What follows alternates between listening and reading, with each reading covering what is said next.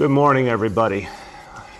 Look, we have a couple of tough weeks ahead, 2, 3, 4 weeks that are going to be really tough in this city as we fight back against a new threat. And we got a lot of material to cover today, but I want to start with the most important point. We all have to work together. We are all in this together. This city was the epicenter of this crisis in the United States of America. We fought back together. People stood shoulder to shoulder. You think about our healthcare heroes. You think about our first responders. They served everyone. They came from every part of the city. Everyone worked together to overcome this. So now we're going into a tough stretch. We have a new challenge. It is a challenge we can and will overcome. But I guarantee you there will be people who try to divide us in this moment of challenge. There will be people who try to create disunity when in fact we need unity. Don't let them do it. What we need now is voices of all communities to come together and say, this is all of us. One New York City fighting this fight together for the good of all. Let's support each other. Let's work with each other. Let's listen to each other and overcome this challenge. So look, the next few weeks are going to be critical. We have the opportunity here to keep this outbreak small, to address it, to stop it, to turn it around. It's up to all of us. And that's why on Sunday I proposed a very rigorous plan to address the outbreaks we were seeing in certain parts of Brooklyn and Queens. I put it out there publicly because we needed immediate action. The state of New York took that plan. They used it as a basis for their decisions. They made some important modifications, which we'll talk about today. But the bottom line is that concept I put forward that we need to address this rigorously and quickly. And the faster we address it all together, the faster we can stop this problem and get back on the right track. That is the basis of what we are working on now. Now, it will not be easy. I'm not here to tell you, when I say 2 weeks, 3 weeks, 4 weeks, I'm not here to tell you it'll be easy. It will take hard work and discipline.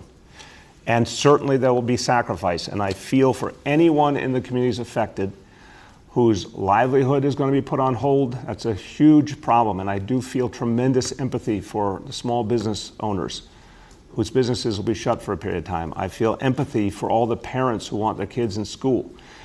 But again, let's realize if we act quickly and decisively, we can overcome this for all of us, for the whole city. And what are we being governed by? The facts, the science, the data tell us what's happening and we act on it. That is the one thing that has worked in this country and all around the world. So we need to stop this outbreak dead in its tracks for the good of all New York City. Remember, we need to do it to save lives. The farther the coronavirus spreads again, the more vulnerable people will be reached. We cannot let that happen. Now, I understand that there are people who disagree with this plan, and it is a democracy. We appreciate there's always going to be disagreements, but it's crucial that those who disagree still respect the fact that the state and city have made a decision for the health and safety of all. People have and will protest, and we understand that there is a place for peaceful protest.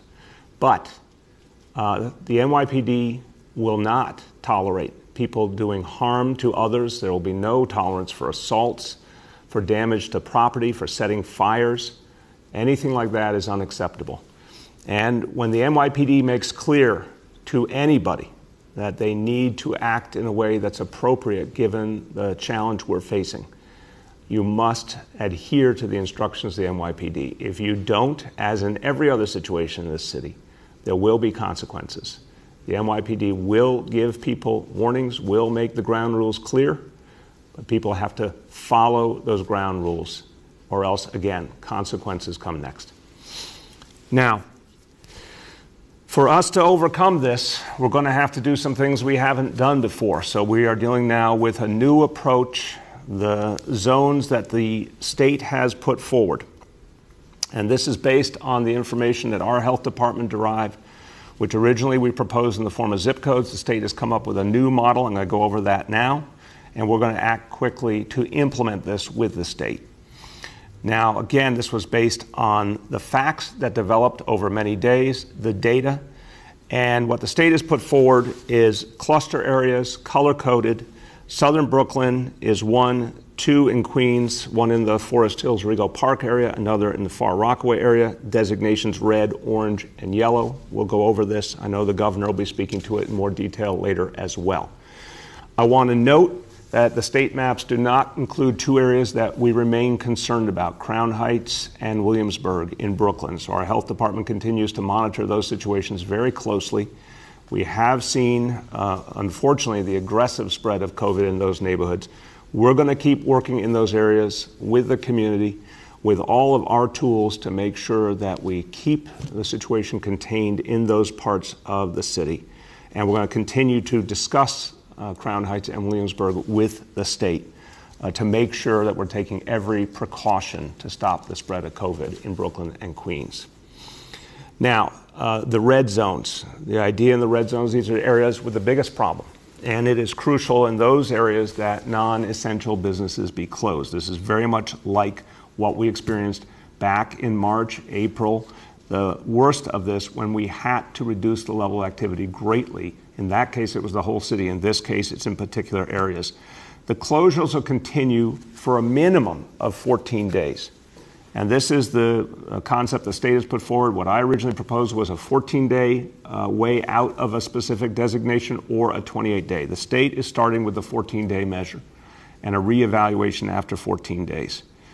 And the state has made very clear they're adding additional penalties for individuals that do not adhere to these new requirements, and the city and state together will be enforcing those penalties. So, for example, on mass gatherings, the fines for mass gatherings in violation of state rules will be up to $15,000 a day. The fines for not wearing face coverings or not maintaining social distancing can be as high as $1,000 a day. So these are additional tools. Again, no one wants to see anyone fined if it can be avoided. But it is a very serious situation, and people need to adhere to the new rules. The faster we address this challenge, the shorter the shutdown will be, and we got to keep that in mind. For everyone who feels that the shutdown will be harmful or difficult for their life, remember, we can overcome this quickly if we work together. This can only be a matter of weeks, and then we have to continue to learn from this experience to practice the social distancing, wear the face mask, do all of the things that will ensure this never happens again in New York City. Okay, now back on the topic of the red pause zones. So red is defined as an area with 3% positivity over a 7-day average. And the geographic boundary depends on the density of cases. So in the red zone, all schools would be closed. In this case, they already are, all public and non-public schools. As of tomorrow morning, Thursday morning, all non-essential businesses in the red zones will be closed as well. Mass gatherings will be prohibited. Restaurants will revert to a takeout-only status. And houses of worship will be allowed to have 25% maximum occupancy and a maximum of 10 people inside. That's the red zone. Now, the orange zone is being treated as a warning. If red means a pause, a full pause, orange zone under the state rules will be a warning zone. And it basically comprises about a 5-block radius around the red zone. As of Thursday morning, schools in the orange zone will be closed as well. So again, as of tomorrow morning, schools that fall within those orange zones, both public and non-public, will be closed. In addition, high-risk businesses, including gyms, will be closed. Gatherings in the orange zone must be 10 people or less, whether they are indoor or outdoor. Restaurants will be for outdoor dining only in the orange zone, maximum 4 people at a table. Houses of worship will be allowed to be at 33% capacity with a maximum of 25 people inside. Finally, the yellow zone is a cautionary zone. It means an area where we're seeing a challenge, but thank God not as deep a challenge as other areas, where we hope to be able to turn it around with the cooperation and involvement of the people of those communities. See more cases, but we believe with the right approach, we can stop the yellow zones from turning into orange or red zones. The schools in the yellow zones will remain open. Public and non-public will remain open in the yellow zones, They'll be subject to mandatory weekly COVID testing. All businesses remain open, but we urge caution. And we ask business owners to be very scrupulous about people wearing masks in their businesses, practicing social distancing, not letting too many people into the business. If there's a line, socially distancing the line, all the things we learned back in the spring. Gatherings in the yellow zone must be 25 people maximum, whether indoor or outdoor. Indoor and outdoor dining permitted, maximum 4 people at a table.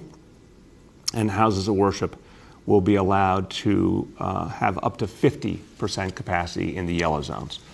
Now, people obviously want to get as much detail as possible. We're getting information constantly from the state, updating it. We'll get it out to the people. We're going to create an online tool to let people know by typing in their address exactly what zone they're in. We'll announce when that is up. We're going to be doing an outreach effort, education effort. Full force of the city government will be out there in communities affected. We want people to know, obviously with particular focus on the red zones and then the orange zones, what's going on.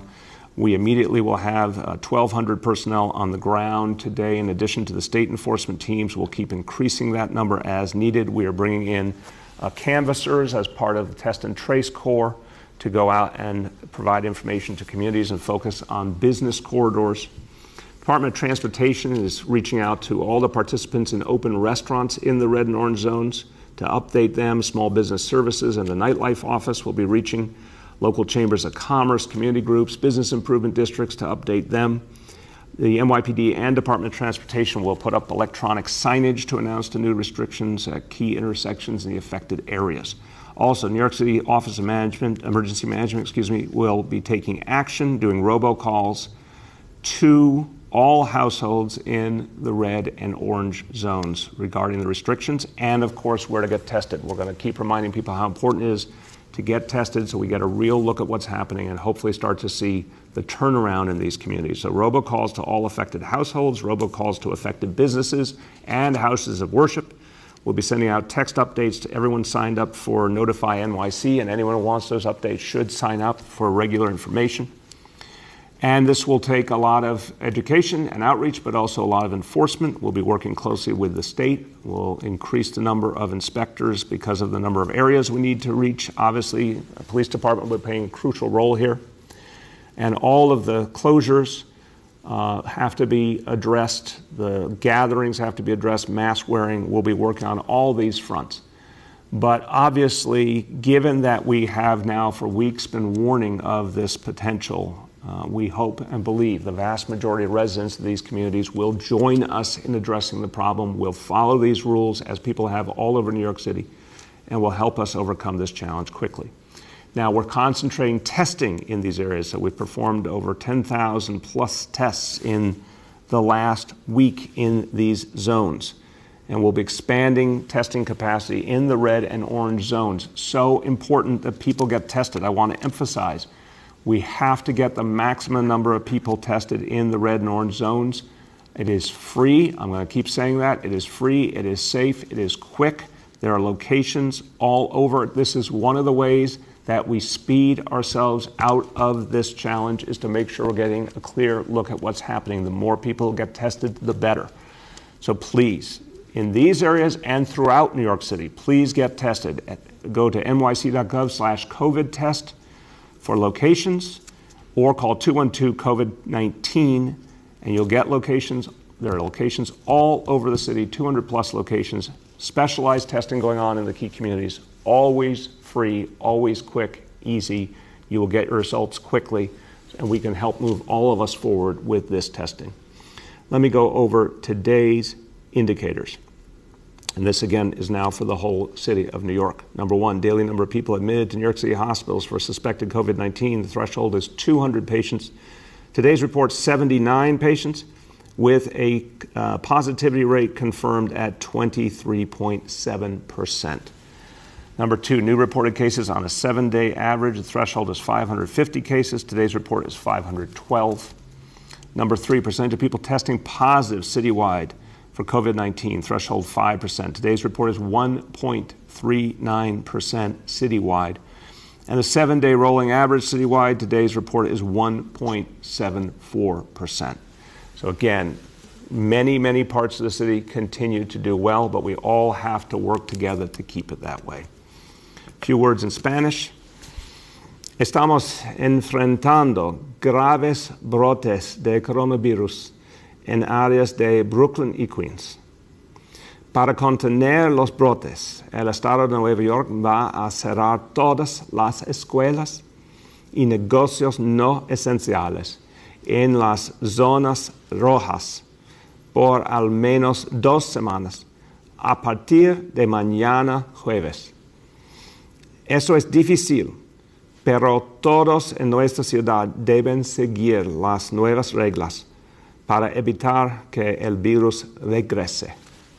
With that, let's turn to our colleagues in the media, and please let me know the name and outlet of each journalist. Good morning, all. We'll now begin our Q&A. As a reminder, we're joined today by Dr. Katz, Dr. Chokshi, and Senior Advisor Dr. Jay Varma. The first question today goes to Andrew Siff from NBC. Everyone, first question has to do with the protests that Andrew, we're not hearing you well. I don't know if you can. Andrew, can you hear me? You're coming in really cut up. Can you hear me? Can you start over your question, please? Can you hear me? Yeah, let's start the question over, yes. Please. Can you hear me? Can you now? Yeah. Okay. Good morning, everyone. Well, to what degree are you aware of all the protests that took place in Borough Park and other communities last night? And regardless of the protests themselves, what do you say to members and leaders of the Orthodox community who believe that these lines are unfairly singling their communities out, that this isn't about general spread, it's about their communities specifically? I'll take them in the reverse order. This is about protecting everyone's lives, Andrew. This is about all New Yorkers. And when you look at the communities in Brooklyn and Queens, it's lots of different kinds of people. Remember, we're talking about 2 of the most diverse places on earth, Brooklyn and Queens. So within these areas are many kinds of people, and we want to protect everyone. This is based on data and science. I'll let Dr. Chokshi talk about that in a moment. But on the other question, I'm aware of the protests that occurred. I spoke to Commissioner Shea and his team this morning. Again, very clear that we are dealing with a health emergency. The state has laid down very clear rules. Everyone must follow those rules. The NYPD will be enforcing those rules. We want to be respectful, but I want to be very clear. When the NYPD issues an instruction, as with any other situation in the city or any other protest, if the NYPD issues an instruction, people must follow the instruction. If they don't follow the instruction, then they are liable for whatever consequences occur. Go ahead, Dr. Chokshi, about why these specific areas. Thank you, Mr. Mayor. As we've said over the last few weeks and months, we will go to where the data takes us with respect to where we're worried about spread of the coronavirus. It's why we went to Tremont in the Bronx in July. It's why we went to Sunset Park in August. And it's why we've been communicating about the areas of concern across Brooklyn and Queens that we have over the last few days and weeks. We are concerned, as you know, based on 2 major indicators that we follow. The first is when we see a rapid increase in cases in a particular area, and then the second is the percentage of tests coming back positive. And those are the things that we look at on a day-to-day basis, quantitatively matching it up with the areas where we're concerned. Go ahead, Andrew. With the maps themselves, are they going to be finalized today? Will they be searchable by address? One of the things we're hearing from people is you might have a street where a business on one side of the street has to close and on the other side of the street doesn't have to close. There's a lot of confusion out there about whether people are in red, orange, or yellow. So how soon will people be able to punch in an address to determine exactly which zone they land in? Yeah, we're working on that right now with the state to get it 100% clear. What the health department here originally proposed was zip codes, because even though it was not perfect, it was still a clear methodology. The state has come up with a different approach. We're working with the state to get very clear the exact boundaries and then put that online and make it searchable by address. Again, enforcement will start tomorrow. When we send out agencies to do enforcement, we're going to alert business owners if they are in one of the zones that requires closure or modification. We'll alert them, and we'll obviously give them the chance to immediately act on it. If a business owner refuses, they would be liable for penalties. But I think what everyone wants to do here is comply with these rules to make sure that everyone is safe. And I think the vast, vast majority of business owners throughout this crisis have complied with rules once they understood them. So we'll get that information out as we get clarity from the state. And then in the enforcement effort, there'll be a huge education effort to let people know which zone they're in and obviously give them an immediate chance to abide by the rules. We don't want to penalize unless we have to. What we'll penalize is where people openly attempt to defy the rules. The next is Emma Fitzsimmons from the New York Times. Emma? Hi, good morning, Mayor. Hey, how are you? I'm good. Thanks for taking my question. Can you talk about the governor's restrictions on houses of worship? Are they necessary? Do you think they hold up in court? Yeah, I do think both. I think they are necessary and they do hold up in court. They're based on facts, data that's been looked at very carefully.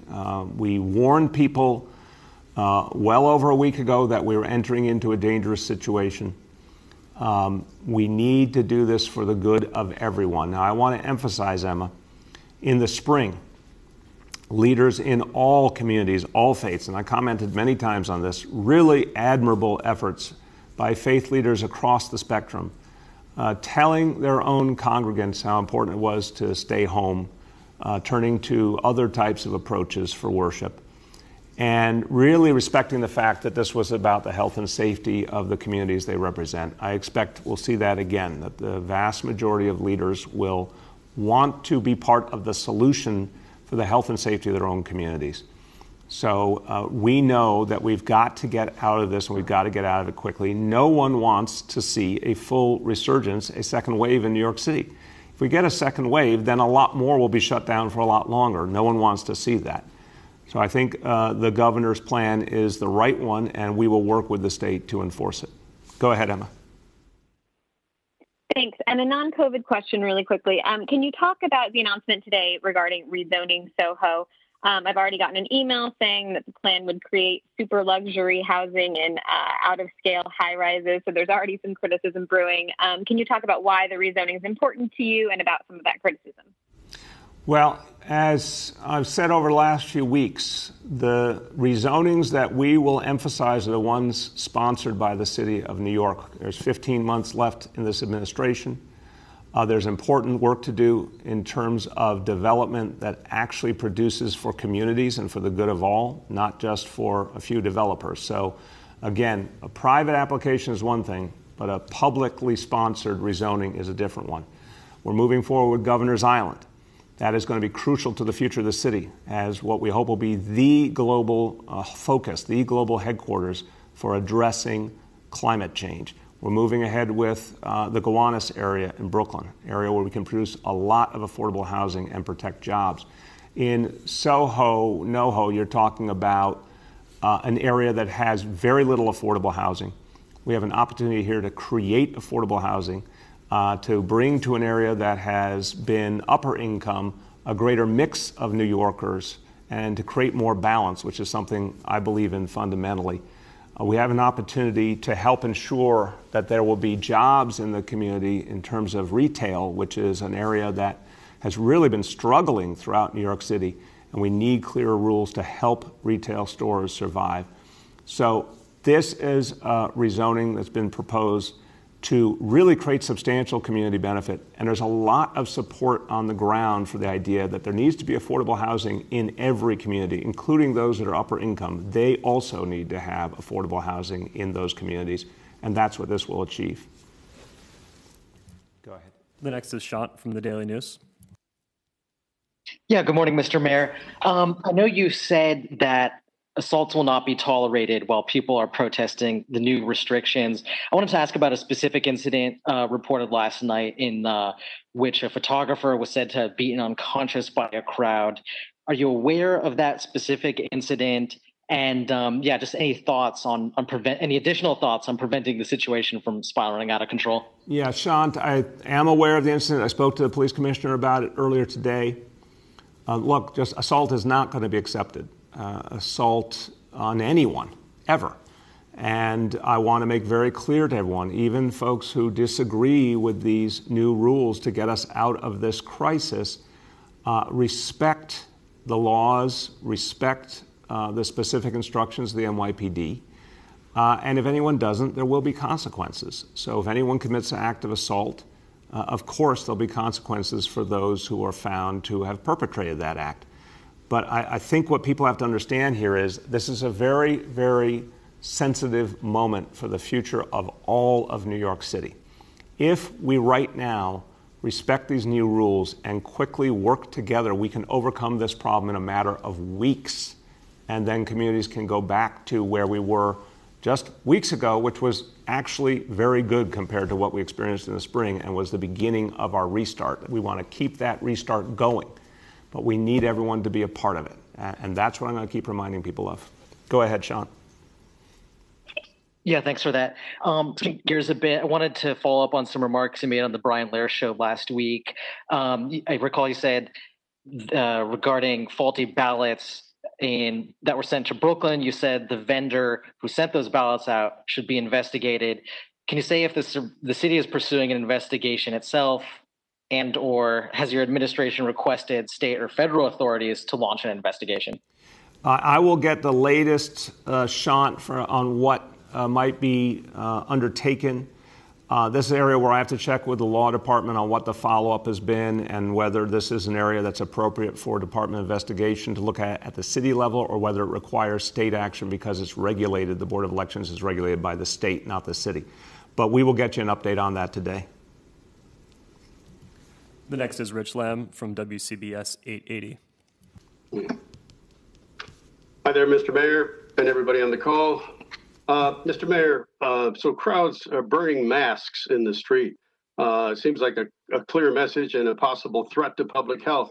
I know that you have said there'll be consequences, but are you prepared to hand out tickets here? You're prepared to make arrests?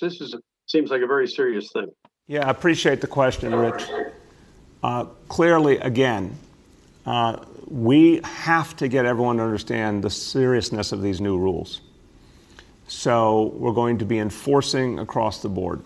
If a business is open where it should not be, they'll be told to close immediately. If there is resistance, the business will be shut down and there'll be penalties.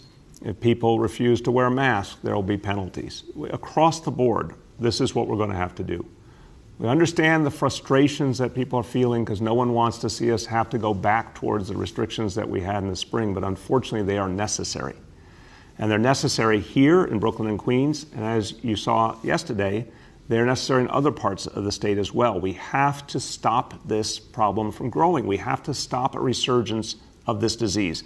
We've seen right now in Europe is unfortunately the most painful example of how they let their guard down and now they're seeing full-blown resurgence, full second wave in a lot of European countries. We can't let that happen here. So we will enforce, and I would urge everyone to understand, is follow these rules for your own good, for your family's good, for your community's good. Go ahead, Rich. Okay, Mr. Mayor. So the mayor's new system, the governor's new colors-coded system, red, orange, and yellow, seems extraordinarily confusing and sort of adds an element of confusion, it would appear, to try to enforce this stuff. And I'm just wondering whether you think the governor is usurping your authority as mayor. And do you think he secretly wants to be mayor of New York City? At this moment in history, Rich, I wouldn't urge anyone to want to be mayor of New York City. It's a very, very challenging moment. But I'll tell you something, again, I have absolute faith in the people of New York City that we're going to overcome this. We overcame something much tougher in the spring, and we're going to overcome this as well. But we have to work together. We have to ignore those voices of division. We have to really unify here to get this done. The governor, under the law, has a right to make these decisions. I said it Sunday. We proposed a plan of action. That plan was the basis of what the state decided, not only for here, but for other parts of the state as well. I think it's important that the state acted, and I'm glad the state acted. I thought that the zip codes were clearer. They weren't perfect, we admitted it, but they were clearer. But we're going to work with this specific model. And, we'll get out there and we'll explain to people the color coding. We'll get out there and explain the map. We're working on the final details with the state. But the bottom line is they have a right to decide. They decided that's what matters, and we're going to go out there and work with the state to implement it. The next is Matt Chase from Newsday.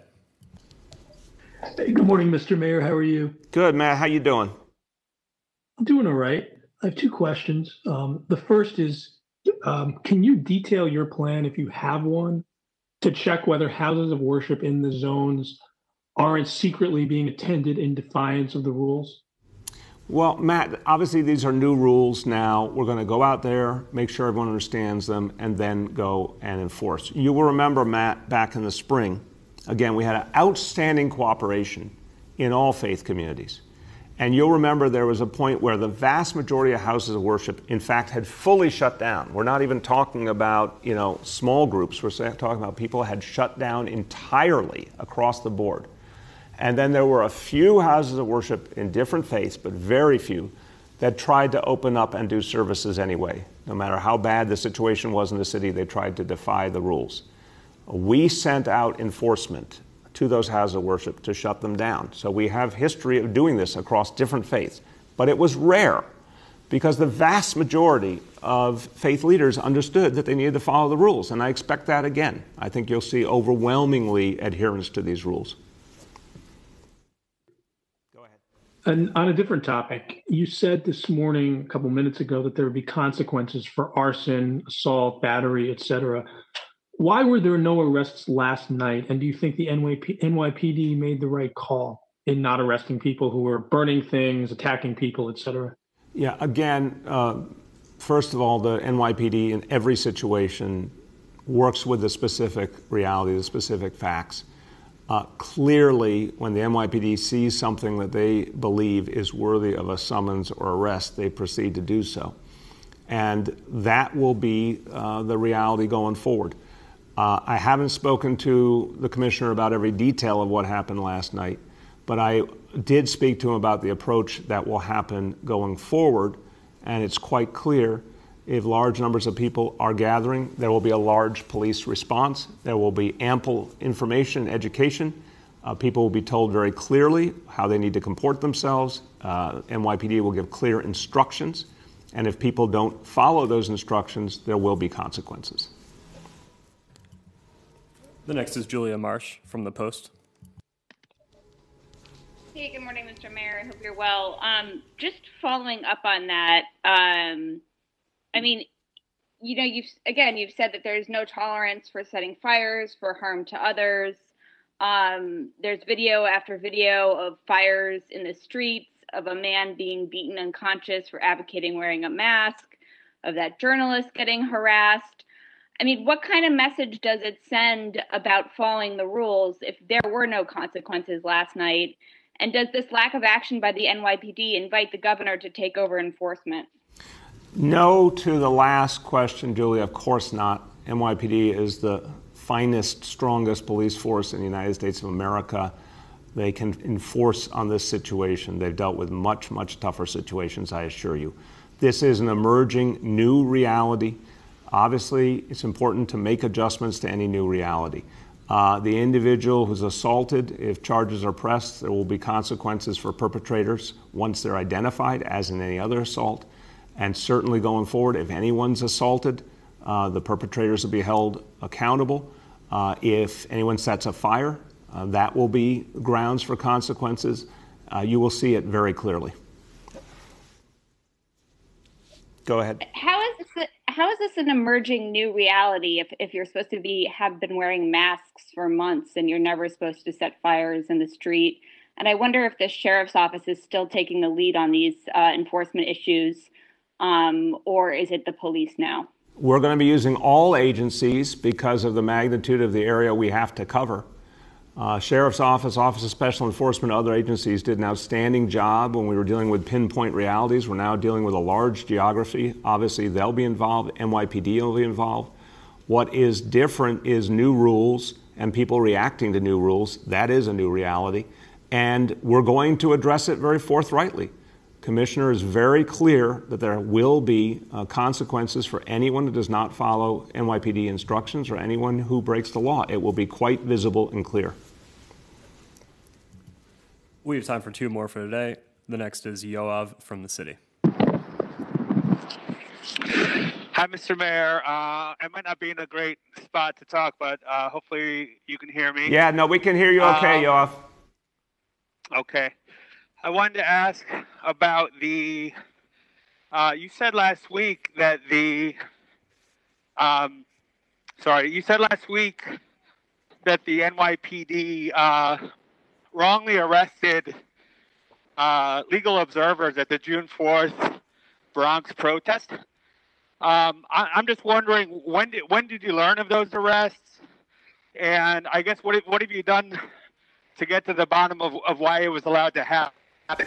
Yoav, what I said was a broader point, that anytime there are legal observers, that they are clearly certified as legal observers, they should not be arrested unless they overtly break a law, obviously. But that the role of legal observers is really important. I said it as someone who's protested myself, and the NYPD should not be arresting them simply because they're present at a demonstration. That was a broader point. In terms of the specific situation that's being looked at from back months ago in the Bronx, that is what we are looking at. The full investigation is being done independently by the Department of Investigation, working with the law department. The results of that investigation will be coming shortly. That's going to be what I will acknowledge as the most thorough evaluation of what happened, and then we'll act accordingly from that information on any changes we need to make. Go ahead, Yoav. Right, but the right for legal observers to do their jobs, that's long-established policy. Not only that, they had specific approvals from your office to defy the curfew. So, and the question I got was, would they be treated as essential workers? And I said, yes, they needed to be treated the same way. They had a legitimate role to play. Right. I guess my point is it should have been totally obvious to the NYPD that there was no reason to arrest these people based on long precedent and specific approval from the mayor's office. So my question is, why are you waiting for an investigation that's already taken 4 months? You can easily ask Commissioner Shea if you were really determined to find out why this happened. Yeah. Again, Yoav, I've spoken this before. I'll just reiterate. What I made very clear at the time is that should not happen again. That legal observers, certified legal observers, must be respected during protest, period. And that should not be deviated from unless there's an exceptional situation. For example, God forbid, a legal observer committed a separate crime. I'm not going to deal with this piecemeal. I want the full facts on everything that happened, and then we will determine the consequences and any changes that need to be made. But again, the policy, as I said at the time, and I reiterated the other day on WNYC, the policy has to be abundantly clear. Certified legal observers have a right to be at protest. They should not be interfered with. They have a job to do. That job should be respected. Go ahead. Last question for today goes to Erin from Politico. Good morning, Mr. Mayor. The governor said yesterday that he was going to require 400 city personnel to work for his task force to do this enforcement. I know you said the other day that you didn't think that approach was legal. At this point, are you going to be providing those personnel? And if so, are they NYPD, or who are they going to be? And how is this approach going to work? Yeah, they were NYPD yesterday. They'll be NYPD today. They'll be NYPD tomorrow. Our personnel work for the city of New York, but will work in cooperation with the state. We share common goals with the state. The state has put forward a plan. We're going to work with that plan. We're going to support that plan. but all our personnel work for the city of New York. It's clear as that. Go ahead, Aaron. All right, thank you. And then secondly, I mean, you said you expected the houses of worship to overwhelmingly follow these rules, but I mean, based on what we saw overnight, as well as many of the statements from, leaders, elected leaders, religious leaders, and others, there seems to be some pretty open defiance of this plan. So, I mean, is there any basis for your belief that there will be compliance? And is there a particular plan for, enforcement of, I know you spoke to it with respect to protests, but what about with respect to houses of worship? Aaron, I'm going by a couple of things. First of all, there's been a lot of communication over the last few weeks with community leaders. And I want to very intensely separate leaders, faith leaders of all different faiths, from political leaders who sometimes have a political agenda. I mean, it's just an obvious reality. If you say to me over years in public service, do I see a difference between clergy and politicians? Of course. Clergy tend to be very responsible. They think about the big picture. They think about the health and well-being of their congregants. We saw extraordinary agreement among the clergy of all faiths in the spring, working together to ensure that people were safe, even though it meant something that all of them did not like doing one bit, which meant closing their houses of worship.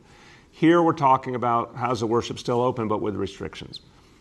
I have never seen a situation where clergy did not work with local government to protect people's health and safety. I've seen plenty of situations where politicians and people with other agendas said what they wanted to say for their own needs. But I really want to say our faith leaders have distinguished themselves time and again as being very responsible, very mindful, and wanting to work with local and state authorities. I don't expect that to change here. Maybe there'll be a few, but overwhelmingly I expect a lot of agreement that we all have to work together to solve this problem. And let me conclude on that point, everyone. Look, again, this will be tough.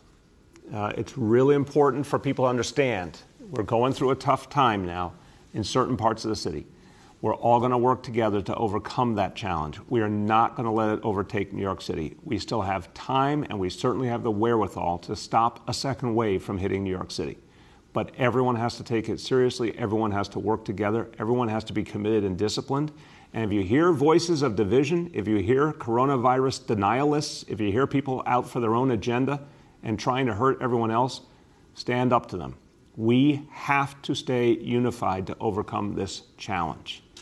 So I have a lot of faith in the people of New York City. I have a lot of faith that the great majority, the vast majority of New Yorkers want to do this right. Why do I have that faith? Because time and time again, New Yorkers have shown how much they actually care about each other, how much they'll stand up for each other, how much they'll do the right thing to protect New York City.